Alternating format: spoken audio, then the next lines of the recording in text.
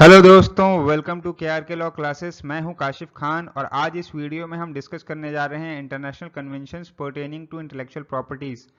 इस वीडियो में हम डिस्कस करेंगे वो सारे कन्वेंशन, वो सारी ट्रीटीज जो कि इंटेलेक्चुअल प्रॉपर्टीज के प्रोटेक्शन के लिए या उनके राइट्स को प्रोवाइड करने के लिए कंट्रीज के बीच में हुई थी।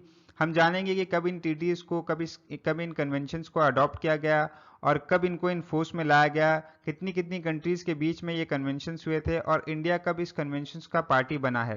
साथ ही साथ हम जानेंगे कि क्या क्या प्रिंसिपल्स, क्या क्या जो है ऑब्जेक्टिव्स इस कन्वेंशन में लेट डाउन किए गए थे और वो सारे इंपॉर्टेंट बातें जो कि एग्जाम पॉइंट ऑफ व्यू से काफ़ी ज़्यादा इंपॉर्टेंट है। उम्मीद करता हूँ कि ये वीडियो आपके आने वाले एग्जाम के लिए काफ़ी ज़्यादा इंपॉर्टेंट और काफ़ी ज़्यादा हेल्पफुल होगा। तो चलिए वीडियो को शुरू करते हैं। तो सबसे पहला कन्वेंशन है वो है the Paris convention for the protection of industrial properties. जैसा कि नाम से ही पता चल रहा है कि इंडस्ट्रियल सेक्टर में जो भी इन्वेंशंस होती थी उसके प्रोटेक्शन की बात करता है ये कन्वेंशन, जैसे कि patent, utility model, industrial design, trade mark, service mark, trade names etcetera. तो ये जो पेरिस कन्वेंशन था बेसिकली जो है पेटेंट जो है उसके प्रोटेक्शन के लिए बनाया गया था और इसको अडॉप्ट किया गया था मार्च 20 1883 को पेरिस में और इन्फोर्स में लाया गया था जुलाई 7 1884 को। इसको फर्स्ट इंटरनेशनल प्रॉपर्टीज ट्रीटीज भी कहा जाता है, जिसको 11 मेंबर कंट्री ने अडॉप्ट किया था उस वक्त। इंडिया जो है इस कन्वेंशन का पार्टी बना दिसंबर 7 1998 को। ये जो है तीन तरह की चीज़ों पे जो है प्रोविज़न प्रोवाइड करता है। मेनली जो है पहला है कि नेशनल ट्रीटमेंट, जो कि आर्टिकल 2 और आर्टिकल 3 जो है इसमें बात करता है। जो बात करता है कंट्री जो अपने नेशंस के इंटेलेक्चुअल प्रॉपर्टीज़ को जिस तरीके का प्रोटेक्शन प्रोवाइड करेगी, सेम तरह का प्रोटेक्शन जो है उसको दूसरी कंट्री के इंटेलेक्चुअल प्रॉपर्टीज़ को भी प्रोवाइड करना पड़ेगा। वो कोई भी तरीके का डिस्क्रिमिनेशन नहीं करेगी अपने इंटेलेक्चुअल प्रॉपर्टीज़ में और दूसरे के इंटेलेक्चुअल प्रॉपर्टीज़ को प्रोटेक्शन देने में। दूसरा है right of priorities. Right of priorities का यहाँ पे मतलब ये है कि फर्स्ट कम फर्स्ट सर्व वाली बात की, जो पहले रजिस्ट्रेशन कराएगा उसको जो है प्रोटेक्शन दिया जाएगा। और एक बार अगर एक बंदे ने किसी कंट्री में रजिस्ट्रेशन करा लिया तो उसको एक पर्टिकुलर टाइम दिया जाएगा दूसरी कंट्री में रजिस्ट्रेशन कराने का, और जब दूसरी कंट्री में रजिस्ट्रेशन होगा तो उसका इन्फोर्समेंट तब से माना जाएगा जब उसने पहली कंट्री में उसका रजिस्ट्रेशन कराया था। तीसरी जो बात है यहाँ पे ये है कि independence of patent. Independence of patent का यहाँ पे मतलब ये है कि एक तरह से हर कंट्री का जो प्रोसीजर होगा वो पेटेंट प्रोवाइड करने का, मतलब पेटेंट देने का, वो अलग अलग हो सकता है। और ज़रूरी नहीं कि एक कंट्री ने अगर किसी पर्टिकुलर चीज़ पर पेटेंट दे दिया है तो दूसरी कंट्री भी बाउंड हो उस पर पेटेंट देने के लिए। वहाँ पे उस पेटेंट को वो रिजेक्ट भी कर सकती है और एक्सेप्ट भी कर सकती है। दूसरा जो हमारा कन्वेंशन है वो है burn convention for the protection of literary and artistic work. जैसे कि नाम से ही पता चल रहा है, लिटरेरी एंड आर्टिस्टिक वर्क मतलब कि ये कॉपीराइट से रिलेटेड जो है वो कन्वेंशन है। इसको सितंबर 9 1886 को अडॉप्ट किया गया था बर्न में और इन फोर्स में लाया गया दिसंबर 4 1887 को। ये तीन बेसिक प्रिंसिपल की बात करता है: national treatment, automatic protection and independence of protection. National treatment जैसे भी हमने पढ़ा कि जिस तरीके से अपने कंट्री के इंटेलेक्चुअल प्रॉपर्टीज़ को आप ट्रीट करेंगे वैसे ही आपको दूसरी कंट्री के इंटेलेक्चुअल प्रॉपर्टीज़ को भी ट्रीट करना है। ऑटोमेटिक प्रोटेक्शन की यहाँ पे बात करें तो ऑटोमेटिक प्रोटेक्शन का यहाँ पे मतलब है कि जैसे ही किसी ने कोई लिटरेरी एंड आर्टिस्टिक वर्क किया वैसे ही उसको जो है उसमें प्रोटेक्शन मिल जाएगा। उसको किसी भी तरीके का स्पेसिफिकली रजिस्ट्रेशन या फी पेमेंट के प्रोसेस में जाने की ज़रूरत नहीं है। हालांकि ये प्रोविज़न है इस कन्वेंशन में, लेकिन जो प्रोटेक्शन की बात करता है वो ऑटोमेटिकली दे दिया जाएगा, वो बाद में उस चीज़ों को कर सकता है। तीसरा है इंडिपेंडेंस ऑफ प्रोटेक्शन की, मतलब कि जो भी प्रोटेक्शन दिया जाएगा वो इंडिपेंडेंट होगा। यहाँ पे ये जो चीज़ें दी गई है बेसिकली, जो इंडिपेंडेंस प्रोटेक्शन की और ऑटोमेटिक प्रोटेक्शन की, ये जो है थोड़ा सा इस कन्वेंशन को वेग कर देता है बहुत ही, कि स्पेसिफाई करना फिर यहाँ पे मुश्किल हो जाएगा कि किसका जो है लिटरेरी एंड आर्टिस्टिक वर्क पहले है या जेन्युइन है, किसने किसको कॉपी नहीं किया है। यहाँ पे थोड़ा सा क्लेरिफाई करना बहुत मुश्किल हो जाता है। और इंडिया ने इस कन्वेंशन का अडॉप्ट किया था 1 अप्रैल 1928 को। इसमें एक चीज़ है, फोल्कलोर की बात की गई है। फोल्कलोर का मतलब है कि कोई भी मेंबर कंट्री अगर प्रोटेक्शन दे सकती है उस अनपब्लिश्ड वर्क को जहाँ पे कोई ऑथर की आइडेंटिफिकेशन जो है अननोन है, लेकिन ये ग्राउंड देखा जाता है कि या प्रिज्यूम किया जा सकता है कि वो ऑथर जो है किसी पर्टिकुलर कंट्री से बिलोंग करता हो या किसी पर्टिकुलर कंट्री का नेशन हो वो, या वो स्टोरी जो है उस लिटरेरी वर्क की जो है उस पर्टिकुलर नेशन की है, उस पर्टिकुलर कंट्री की है, तो उस कंट्री को जो है वो उसका कॉपीराइट दे दिया जाएगा। जो तीसरा है हमारा वो है पेटेंट कोऑपरेशन ट्रीटी पीसीटी, जिसको अडॉप्ट किया गया था 19 जून 1970 को और वॉशिंगटन डीसी में इसको अडॉप्ट किया गया था और इसको इन्फोर्स में लाया गया 24 जनवरी 1978 को। ये जो बात करता है mainly to facilitate patent protection for an invention simultaneously in the large number of countries, मतलब कि जैसे कि अलग अलग कंट्री में जो अलग अलग प्रोसीजर होता था पेटेंट रजिस्ट्रेशन प्रोवाइड करने का, उसको इन्होंने एक सिंगल तरीके में ले आया। मतलब कि ऑफिस तो हर जगह होगी, लेकिन वो जो ऑफिस होगी वो एक ऑफिस इंटरनेशनल तरीके से बनेगी, जिसमें जो प्रोसीजर होगा वो एक इंटरनेशनल प्रोसीजर होगा। इसमें उन्होंने कहा कि एक सिंगल ऑफिस होगा जो कि रिसीविंग ऑफिस जिसे कहा जाएगा, और एक एप्लीकेशन सिंगल एप्लीकेशन होगी जिसको इंटरनेशनल एप्लीकेशन कहा जाएगा एक पेटेंट रजिस्ट्रेशन के लिए।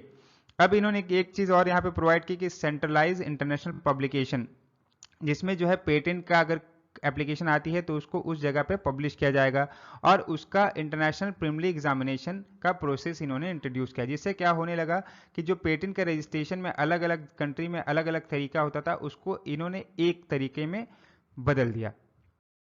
जो फोर्थ हमारा है वो है यूनिवर्सल कॉपीराइट कन्वेंशन यूसीसी, जो कि अडॉप्ट हुआ था जेनेवा स्विट्जरलैंड में 6 सितंबर 1952 को और इसको इन्फोर्स में लाया गया था 1955 में। ये एक तरह से अल्टरनेटिव है बर्न कन्वेंशन का, क्योंकि जो बर्न कन्वेंशन था उसमें जो रजिस्ट्रेशन वाला प्रोसेस की बात होती थी कि उसको उतना ज़्यादा वेटेज नहीं दिया गया, किसी को भी जो है ऑटोमेटिक प्रोटेक्शन प्रोवाइड कर दिया जाता था अगर कोई लिटरेरी या आर्टिस्टिक वर्क करता था। तो इसमें जो है मेनली बात की गई कि कॉपीराइट अगर प्रोटेक्शन चाहिए किसी को तो उसको कॉपीराइट नोटिस देना होगा, उसका रजिस्ट्रेशन कराना पड़ेगा एट कॉपीराइट ऑफिस में, और जो कॉपीराइट दिया जाएगा वो दिया जाएगा एक पर्टिकुलर फिक्स रिन्यूअल पीरियड के लिए, मतलब एक फिक्स पीरियड के लिए दे दिया गया, और जब वो फिक्स पीरियड खत्म हो जाएगा तो उसके बाद जो है उसको फिर से उस पर अपना कॉपीराइट लेना पड़ेगा। जो नेक्स्ट है हमारी वो है वर्ल्ड इंटेलेक्चुअल प्रॉपर्टी ऑर्गेनाइजेशन, जिसको शॉर्ट फॉर्म में वाइपो भी कहा जाता है। इसको अडॉप्ट किया गया था 14 जुलाई 1967 को स्टेक होम्स में, और ये इंटर इंटू फोर्स में आया था 26 अप्रैल 1970 को। जो इंडिया जो है इसका पार्ट बना था, इसका मेंबर बना था 1 मई 1975 को। ये जो सारी डेट है इसको याद रखने के लिए याद रखना बहुत ज़रूरी है, क्योंकि एग्जाम में ये इस सब से ही सवाल जो है पूछे जाते हैं।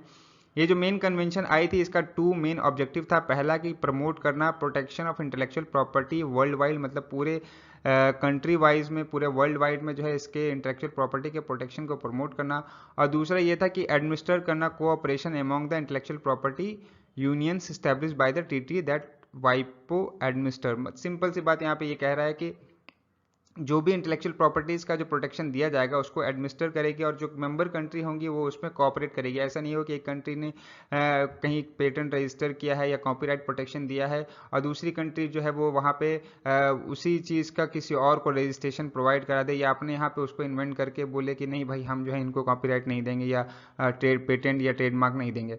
तो ये जो है इसका जो हेडक्वार्टर है वो है जेनेवा स्विट्जरलैंड में।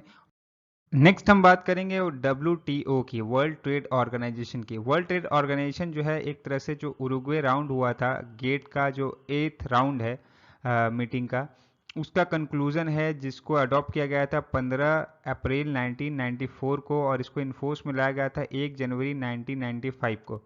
WTO जो है इस्टेब्लिश किया गया था to provide the common institutional framework for conduct the trade relation among the member in the matter relating to agreement and associated legal instrument.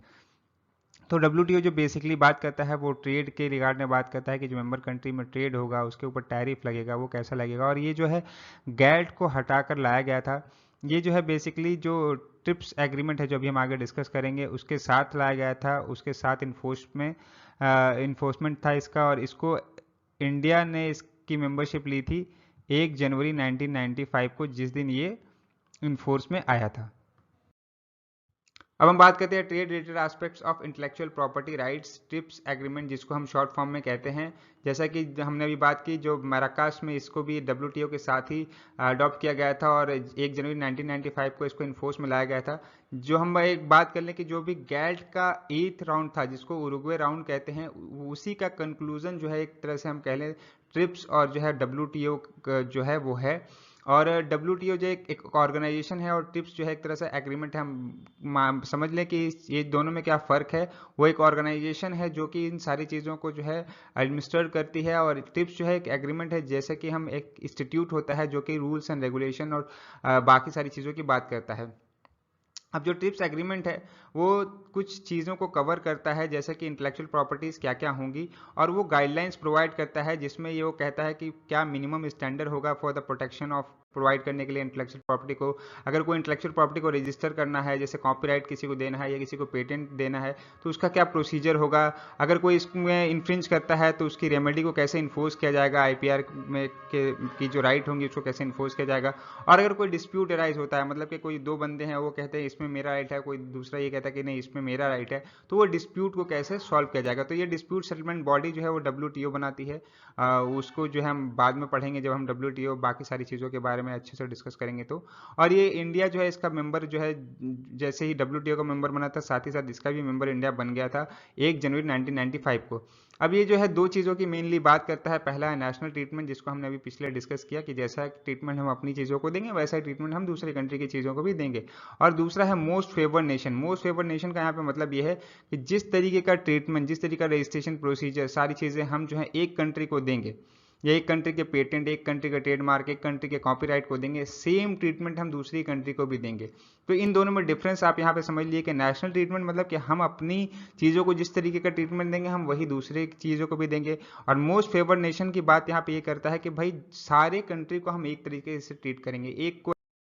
अब हम बात करते हैं Madrid agreement concerning the international registration of marks and the protocol relating to that agreement. Simple सी बात है, Madrid agreement जो हुआ था और उसका जो प्रोटोकॉल हुआ था, मतलब प्रोटोकॉल यहाँ मार्क्स से आपको समझ में आ रहा होगा, जो ट्रेडमार्क है उससे रिलेटेड है, और इसको अडॉप्ट किया गया था 1891 को। और जो इसका प्रोटोकॉल है उसको जो है अडॉप्ट किया गया था जून 27 1989 को एट मैड्रिड में, और इन फोर्स में आया था दिसंबर 1 1995 को। ये जो मैड्रिड एग्रीमेंट है ये रजिस्ट्रेशन की बात करता है कि ट्रेडमार्क का रजिस्ट्रेशन आउटसाइड इंडिया कैसे होगा, और ये इन्फोर्स में आया था इंडिया में जुलाई 8 2013 को। ये जो पूरा मैड्रिड एग्रीमेंट है और इसका जो प्रोटोकॉल है, ये एक तरह से मैंने बताया कि जैसे कि ट्रेडमार्क को के पूरे रजिस्ट्रेशन प्रोसेस क्या होगा, कैसे होगा, वो सारी चीज़ों को रेगुलेट करता है, और इसको एडमिनिस्टर करता है इंटरनेशनल ब्यूरो ऑफ वाइपो। जो वाइपो है ये पूरा इसको एडमिनिस्टर करता है। तो दोस्तों ये था आज का हमारा टॉपिक, जिसमें हमने पूरे इंटरनेशनल कन्वेंशन जितने भी ट्रीटीज़ वगैरह हैं इंटेलेक्चुअल प्रॉपर्टी से रिलेटेड उनको डिस्कस किया। और नेक्स्ट वीडियो में हम बात करने वाले हैं कॉपीराइट, ट्रेडमार्क, पेटेंट, इन सबको डिटेल में। तो मिलते हैं नेक्स्ट वीडियो में, तब तक के लिए गुड बाय, कीप रीडिंग।